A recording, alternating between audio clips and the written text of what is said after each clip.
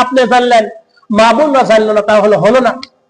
দেখেন আল্লাহর ওলিদের জীবন আপনারা জানেন অনেক, যে আল্লাহর ওলি আসি বলতেছে যে স্ত্রীকে বলতে, তুমি জানো আমি সমুদ্রের উপর, সাগরের উপর, পানির উপর নামাজ পড়ি, যাই নামাজ বিছাইয়া। স্ত্রীর কাছে আসি মুসাম দেখাচ্ছে স্বামী, কি দেখাচ্ছে? মুসাম দেখাচ্ছে যে আমার এত ক্ষমতা আল্লাহ পাক দিয়েছে, আমি জাহির নামাজ পড়ি, পানির উপর নামাজ পড়ি। এমন কোন লোক আছে এই গ্রামে? কেউ নাই। ওই আল্লাহর ওলি এটা মুসাম দেখাচ্ছে। বলতেছে তাই নাকি?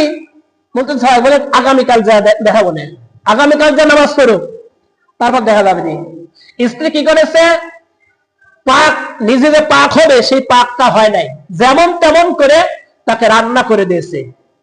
তার স্বামী আল্লাহর ওলি খেয়েছে। কি করেছে? পরের দিন যা কি আবার মুসালে যাচ্ছে, জামাজ নামাজ কত পানির উপর প্রতিদিন পড়ি, আজ পড়লে সমস্যা কি, আজও পড়বো। যাই নামাজ যেই পানি দিচ্ছে ডুবিয়ে যায়। কি করে? যাই নামাজ যেই পানি দিচ্ছে ডুবিয়ে যায়। দায়টা সে করলে আজকে মুসান হলো না, আজকে মুসান হলো না। তারপর স্ত্রী বলল যে শোনো স্বামী, যতই মুসান লাও, আমি যদি তোমাকে মুসানের কাজ না করে দে, তুমি মুসান নিতে পারবে না। সেই জন্য মা বোনদের এই কোরআনের কথা শুনতে হবে, হাদিসের কথা শুনতে হবে। মা বোনরা যদি আল্লাহর ওলি হয়ে যায়, আপনি তার চেয়ে বেশি আল্লাহর ওলি হবেন। বলুন সুবহানাল্লাহ। সেই জন্য